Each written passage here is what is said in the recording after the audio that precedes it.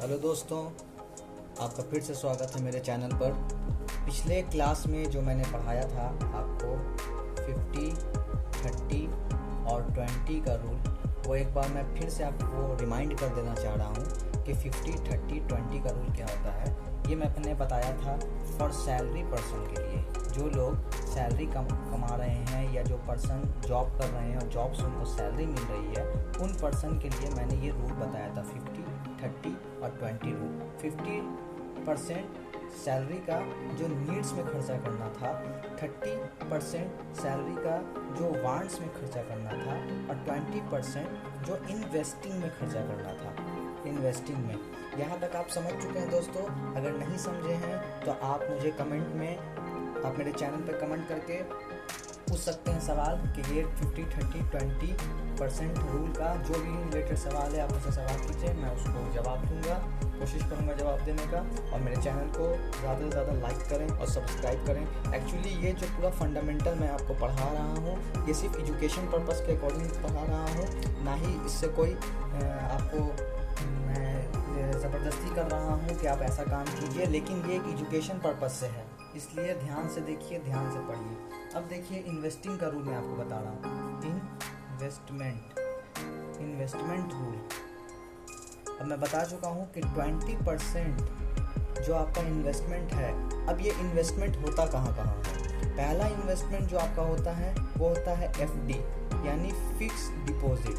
ये fix deposit आप किसी भी बैंक से कर सकते हैं, किसी भी बैंक में करवा सकते हैं, जिसका एनुअल परसेंटेज होता है। अभी फ़िलहाल 2023 में जो सरकार की तरफ से एनुअल परसेंटेज है, जिसमें सीनियर सिटीज़न है और जो सीनियर सिटीज़न नहीं है, तो उनका मैं एक एवरेज ले रहा हूँ।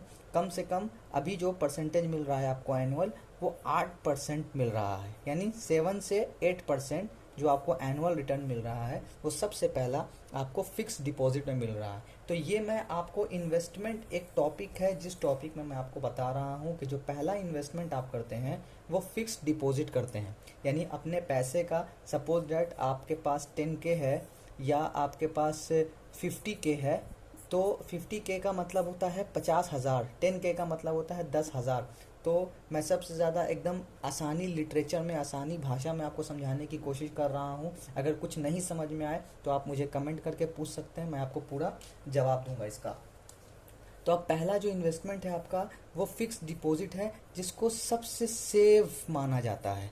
सबसे सेफ इन्वेस्टमेंट, यानी मार्केट कितना भी अप एंड डाउन होता है, इसमें कोई इस पर फ़र्क नहीं पड़ता है, आपको 7 से 8% आपके सालाना एनुअल मिल जाता है आपकी सेविंग पर।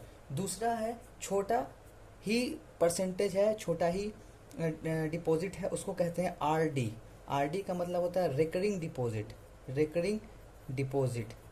इसको भी पर मंथ किया जाता है, पर मंथ।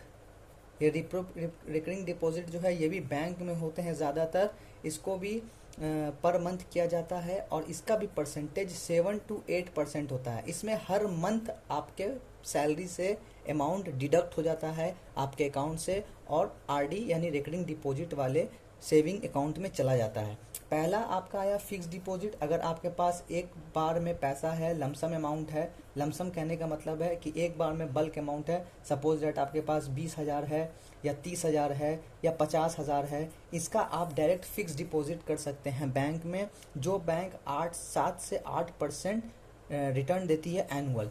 एक आता है रिकरिंग डिपॉजिट में आपका क्या है, रिकरिंग डिपॉजिट में हर मंथ एक अमाउंट कट जाता है। जैसे मैंने एक एग्जांपल दे रहा हूँ आपको कि आपको 2,000 रुपये की रिकरिंग डिपॉजिट करनी है, तो हर मंथ आपके अकाउंट से उस डेट में, यानी मैंने फिक्स किया हुआ है कि 5 जुलाई को RD मेरे अकाउंट से हो जाए, तो क्या होगा कि 5 जुलाई आते आते RD यानी 2,000 रुपया मेरे अकाउंट से हर मंथ कटता चला जाएगा।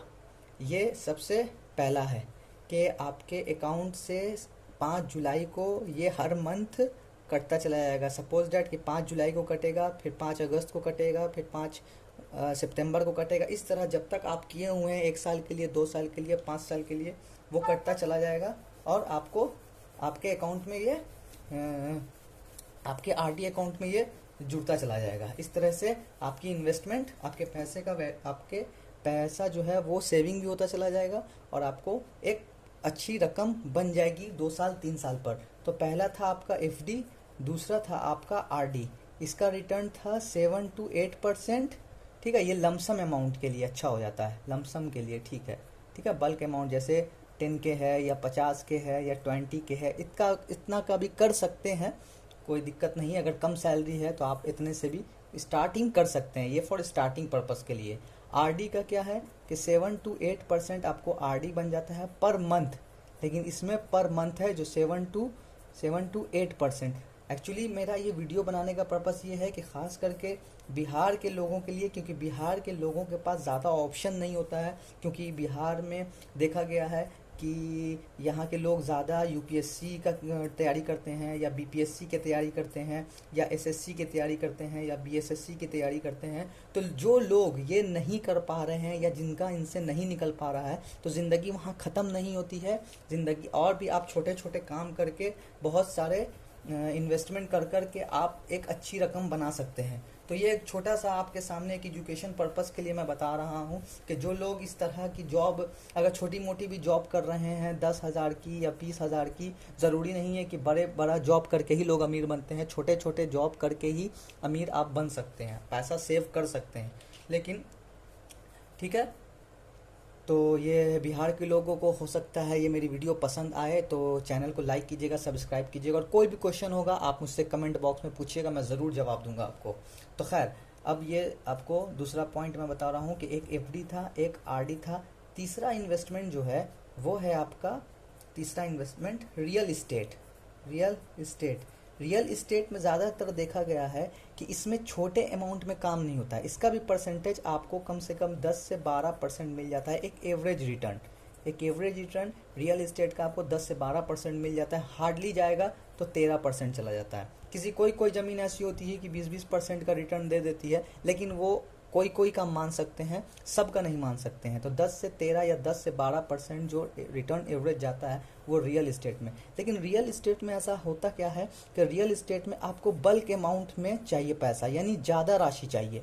ज़्यादा राशि कहने का मतलब है कि अगर कहीं ज़मीन 10 लाख की बिक रही है तो वो 10 लाख में से कम 20% आपको पहले दे देना होगा, तब फिर अपना जो ईएमआई है उनका वो धीरे धीरे सत्ता है। ऐसा ज़्यादातर बिहार में देखा गया है कि जो भी लोग अगर कोई ज़मीन खरीद रहे हैं, ये मान लीजिए कोई प्लॉट है, कोई ज़मीन खरीद रहे हैं और ये ज़मीन 10 लाख रुपए की बिक रही है, तो इस 10 लाख का 20% आपको पहले देना होगा। इस 10 लाख का 20% आपको पहले देना होगा। बाकी जो ईएमआई बनता है बनता है उसको आपको इंस्टॉलमेंट पे जमा कर सकते हैं। वो 2 साल या 3 साल जैसे आपने बात किया है उस हिसाब से आप कर सकते हैं। तो ये जिनके पास एक सैलरी इनकम जिनकी ज़्यादा होती है वो ये काम करते हैं और ये काम कर सकते हैं, कोई ऐसा बड़ी बात नहीं है। ये हो गया तीसरा इन्वेस्टमेंट। अब देखिए आपको हम चौथा इन्वेस्टमेंट दिखाते हैं। चौथा इन्वेस्टमेंट आता है गोल्ड का इन्वेस्टमेंट आप देखेंगे लगातार, यानी गोल्ड जब 1950 से आप नापिएगा कि गोल्ड का रिटर्न अभी तक से 2023 में कहाँ तक गया है, तो इसका लगभग जो है आपको रिटर्न इनका कम से कम भी तो नहीं तो 10% तक जा चुका है। ये 10% दे देते हैं, यानी गोल्ड का जो रिटर्न होता है वो 10% दे सकते हैं। गोल्ड में बहुत सारा ऑप्शन आ गया है कि आप ईएमआई पे भी गोल्ड कर सकते हैं, डिजिटल गोल्ड खरीद सकते हैं, फिजिकल गोल्ड खरीद सकते हैं, आप सब तरह से ज्वेलरी बना के रख सकते हैं। तो इस तरह का आपको इन्वेस्टमेंट गोल्ड में भी आपको देखने को मिलता है।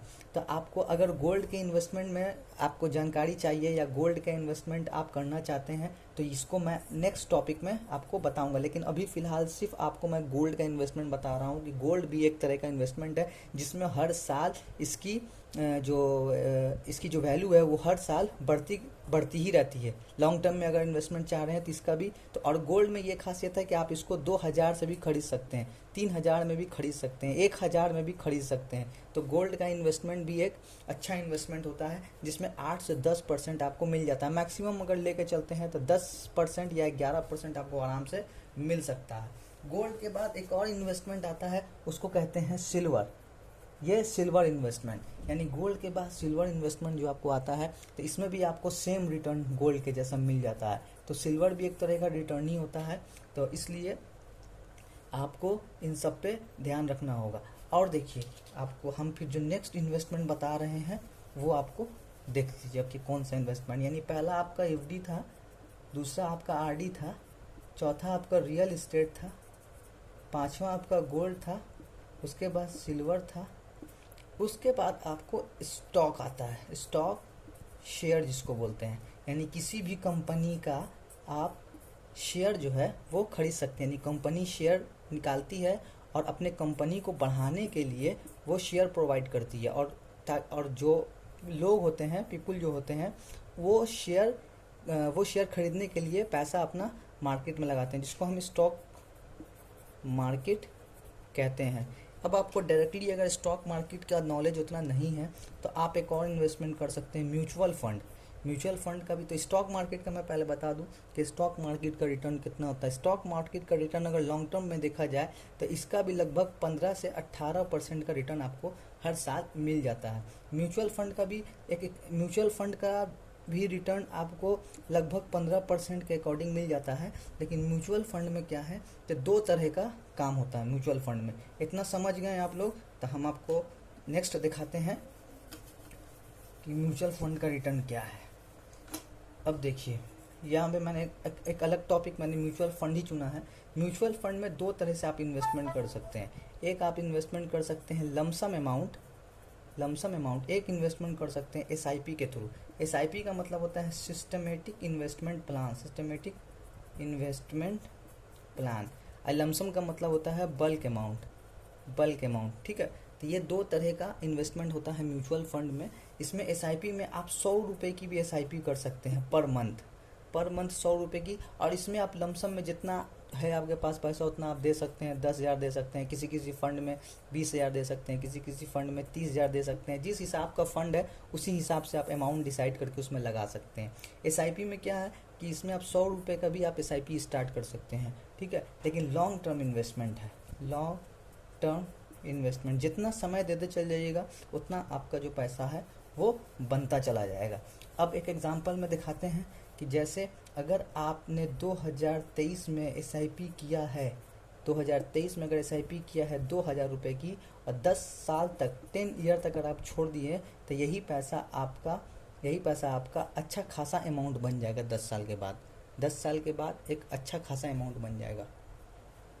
देखिए फ्रेंड, यहाँ पे मैंने आपके सामने एक एसआईपी कैलकुलेटर जो कि ग्रो का दिखा रहा हूँ। एक्चुअली ग्रो हमको बहुत आसानी और बहुत अच्छा लगता है, जिस वजह से इसलिए हम ग्रो के कैलकुलेटर पे आपको दिखा रहे हैं। ज़रूरी नहीं है कि आप ग्रो से ही इन्वेस्टमेंट कीजिए, और भी बहुत सारे ब्रोकर हैं जिससे आप कर सकते हैं।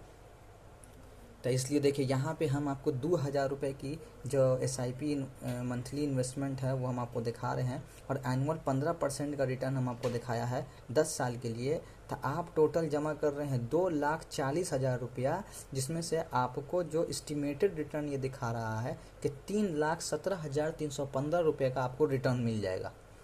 यानी आपने इन्वेस्टेड अमाउंट 2,40,000 रुपये जमा किया, कितना, 10 साल में, और आपको 3,17,000 रुपया 315 रुपया मिल रहा है। यानी टोटल वैल्यू आपका 5,57,315 हो गया। ये तो आपका 10 साल का है हुआ। अब आप सोच रहे हैं अगर आपकी एज 25 साल है या 20 साल है या 30 साल है, तो आपको ये सोचना होगा कि हमको फाइनेंशियल फ्री कब हो जाना है। तो फाइनेंशियल फ्री कैसे होना है, क्या है उसका राज, वो भी मैं आपको नेक्स्ट टॉपिक में बताऊंगा। पहले इसको समझ लेते हैं कि 10 साल के इन्वेस्टमेंट में आपका 5 लाख रुपया बनता है। लेकिन इसी को आप जैसे जैसे बढ़ाते चले जाइएगा वैसे वैसे अमाउंट बढ़ता चला जाएगा। अब सपोज डैट कि हमको 25 साल लेना है, 25 साल के लिए इन्वेस्टमेंट करना है, तो 25 साल के लिए जो आपका इन्वेस्टमेंट है वो 6 लाख रुपया आपका होता है। और 6 लाख रुपया का टोटल इन्वेस्टमेंट है, और जिसमें से एस्टिमेटेड रिटर्न जो है वो आपका 59,68,147 रुपया है। यानी टोटल अमाउंट जो आपको आफ्टर मैच्योरिटी मिलेगा, यानी आपने 25 साल का इन्वेस्टमेंट किया तो 25 साल के बाद जो आपको अमाउंट मिलेगा वो 65,68,147 मिल रहा है। वो मैं आपको बाद में फिर बताऊंगा नेक्स्ट वीडियो में। अभी फ़िलहाल आपको मेरी वीडियो कैसी लग रही है ये ज़रूर बताइएगा फ्रेंड। तब तक के लिए जय हिंद, जय भारत। और ज़्यादा से ज़्यादा शेयर कीजिएगा और मुझे सपोर्ट कीजिएगा ताकि मैं आपको और आगे अच्छे से पढ़ा सकूं और अच्छे से बता सकूं। और ख़ास करके बिहार के लोगों के लिए है ये वीडियो। बिहार के लोग जितना मुझे प्रोत्साहित करेंगे, जितना मुझे लाइक और सब्सक्राइब करेंगे, उतना मेरे लिए भी अच्छा होगा। प्लीज़ गाइज मुझे को सपोर्ट कीजिए। Thank you very much.